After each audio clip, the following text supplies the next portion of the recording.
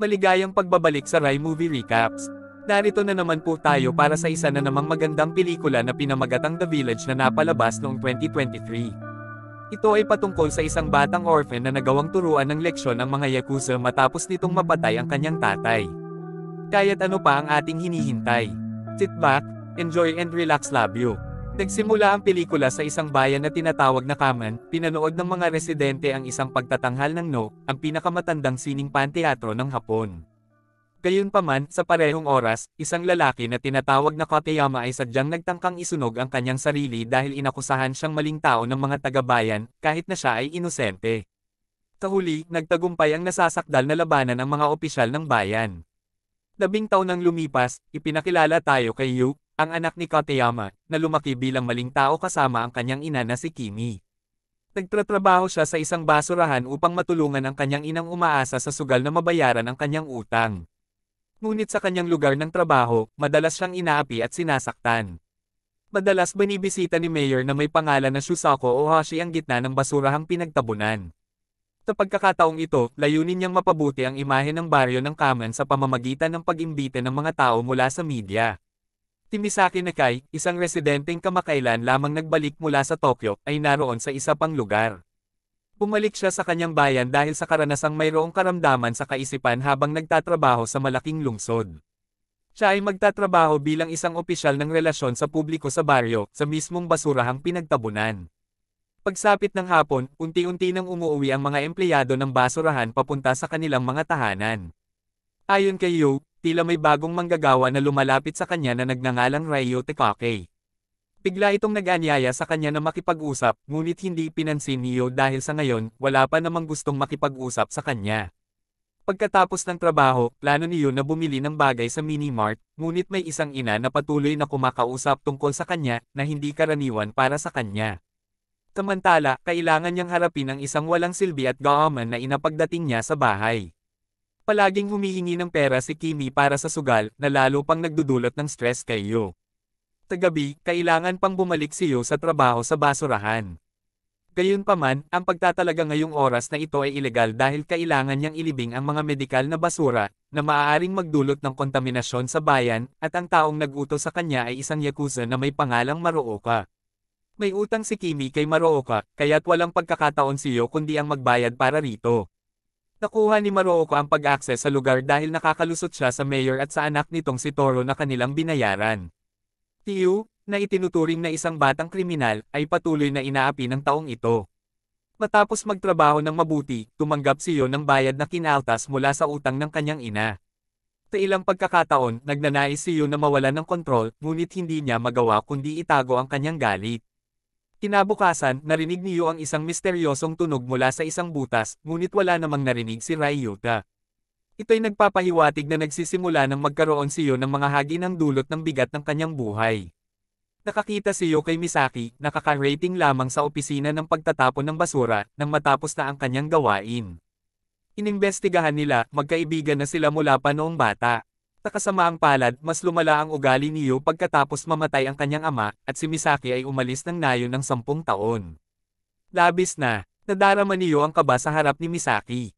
Ang alkalde ay nag-organisa ng isang maligayang pagtanggap para kay Misaki ng gabi na iyon. Inialok niya ang pagkain sa lahat ng empleyado, kasama na si Yu. Ngunit sa buong hapunan, hindi nagsalita si Yu ng tuluyan. At paulit-ulit, pinahihirapan siya ni Toro sa pamamagitan ng pilit na pag-inom ng alak na nagdulot sa kanya ng pagsusuka. Sa susunod na araw, nagbalik si Kimi sa pagnanais na magsugal at muling natalo.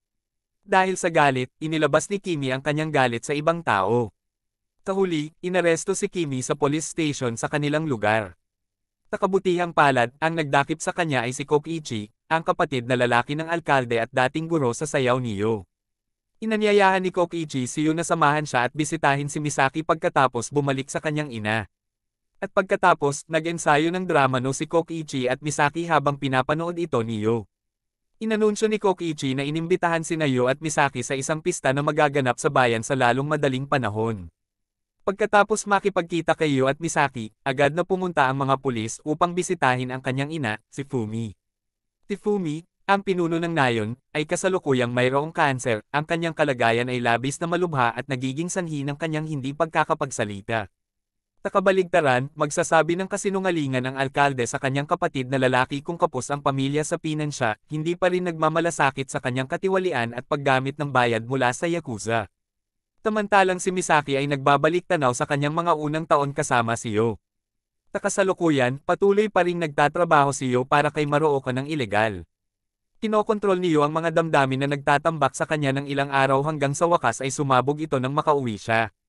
Kinabukasan, inanyayahan si Yo ni Misaki na dumalo sa pista ng maskara at panoorin ang pagtatanghal ng no drama na diretsahang ginaganap ni Kokichi. Subalit habang tumatagal, pumapasok sa isipan ni Yo ang pagpanaw ng kanyang ama dahil sa programa. Pumunta si Maruoka sa bahay ni Yo ilang araw pagkaraan para bantaan si Kimi na may utang na 3 milyong yen. Hindi kayang bayaran ni Yo ang halagang iyon kung siya ay maglilingkod bilang isang opisyal ng pagtatapon ng basura. Gusto ni Yo na saktan ang kanyang ina sa ngayon, ngunit wala siyang lakas ng loob na gawin ito. Nang araw na iyon, bumalik si Yo sa trabaho gaya ng karaniwan, ngunit sa pagkakataong ito, inalok siya ni Misaki ng isa pang trabaho na maging gabay para sa mga mag-aaral. Ang basurahang ito ay magbubukas ng isang edukasyonal na programa para sa lokal na elementarya. Agad na tinanggihan ito ni Toro. Sa tingin niya, kailangan pang maging bagay si Yo para maging gabay. Sa puntong ito, inalala ni Toro ang nakaraan ng ama ni Yo na nagpabukas kay Yo na umalis agad. Pagkatapos kong umuwi mula sa trabaho, malakas na binayo ng ulan ang Kamen Village. Inihiling ni Misaki kay Yo na ibalik siya sa kanilang tahanan. Tinusubukan ni Misaki na pakalmayan si Yo sa sasakyan na labis na nasaktan sa mga salitang binitiwan ni Toro. Ngunit hindi kailangan ng lalaking ito ng awa mula sa sinuman. Pagkatapos ay humingi ng paumanhin si Misaki at inanyayahan si Yo na dumaan sa kanilang bahay. Agad silang sinalubong ni Keiichi, ang batang kapatid ni Misaki. Pagkatapos ay ibinigay ni Misaki ang isang kahoy na maskara kay Yo. Matapos ibigay sa kanya ang maskara, inalok siya muli ni Misaki ng isang dating trabaho bilang isang tagapag-alaga ng mga bata. Muli at muli, tinanggihan ito ni Yo dahil sa pakiramdam niyang hindi ito ang tamang gawain para sa kanya. Ngunit pinipilit siya ni Misaki na siya ang tamang tao para sa trabaho. Dahil sa pagkakantig kay Yo, kaagad siyang niyayakap nito, at sobrang comfortable na nagkaroon sila ng sigawan hanggang umaga. Pagkatapos ng eksena, naging mas mabuting tao si Yo. Siya ay nag-ahit ng kanyang bigot at balbas upang maging mabuting gabay sa mga bata. Sa kabilang banda, dahil si Yo ay naging bahagi ng pampublikong relasyon, nagbago ang biktima ni Toro.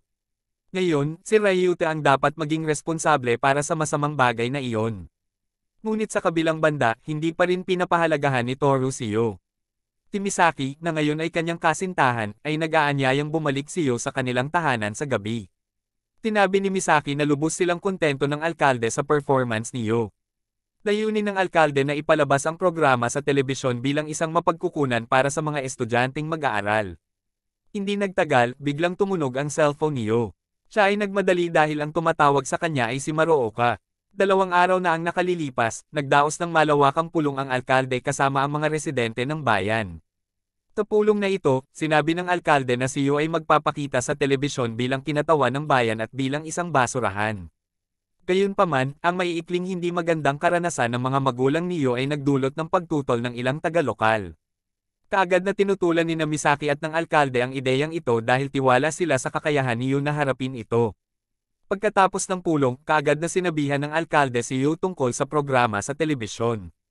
Pinakiusapan siya na itigil ang trabaho sa Maruoka dahil magiging problema ito kung siya'y mahuli. Labis na ikinatuwa ni Yo ang trabaho sa telebisyon dahil ayaw na niyang maliitin ng iba ang kanyang kakayahan. Mula noon, mas lalong naging masigla si Yo sa buhay. Hindi na siya iniisip ng mababa ni Toro at naging kilala dahil madalas siyang mag-perform sa TV. Sa isang tahimik na gabi, bigla na lang dumalaw si Toro sa bahay ni Misaki at tulad ng dati, sinubukan niyang kumbansihin si Misaki na mali ang kanilang hinala kay Yo. Pinakita niya ang isang video ng pagtatrabaho ni Yo para sa Yakuza. Pagkatapos, naisipan ni Toro na gahasain siya habang ini-record ito sa kanyang cellphone. Nanindigan siya kahit pa na nagmamakaawa si Misaki na sabihin huwag gawin ito. Sa swerte, dumating si Yo sa tamang oras at agad na pinigilan si Toro. Kahit na mas marami ang nawala kay Yo kaysa kay Toro, pareho silang nagkasangkot sa laban. Dito, nagsimula rin si Yo na magtapang-tapangan at bugbugin siya. Dahil sa laban, pumunta si Yo sa trabaho ng sugat-sugat. Kawakas, nag-utos ang alkalde na palamutian ng kagamitan ang mga sugatang bahagi ng katawan ng kanyang mga manggagawa. Dahil sa kanyang reputasyon bilang isang binatang nagbibigay inspirasyon sa maraming tao, inimbitahan ngayon si Yu sa mga palabas sa telebisyon. Dahil sa mga palabas na iyon sa TV, nagkaroon ng kasikatan ang Kamen Village sa mga turista.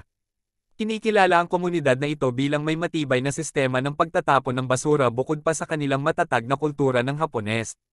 Sa kabilang banda, lumalago rin ang kasikatan ni Yu dahil sa kanyang madalas na paglabas sa telebisyon. Sa gabi, nagdaraos ang alkalde ng isang hapunan sa kanyang bahay upang ipagdiwang ang tagumpay ni Yu at ng baryo ng Kaman. Dumalo rin sa okasyong ito si Fumi, ang pinakapinagkakatiwalaang tao sa lugar. Pinuri ng alkalde ang tagumpay ni Yu at Misaki sa hapunan na iyon upang ang isoladong komunidad na ito ay magkaroon ng kabatiran.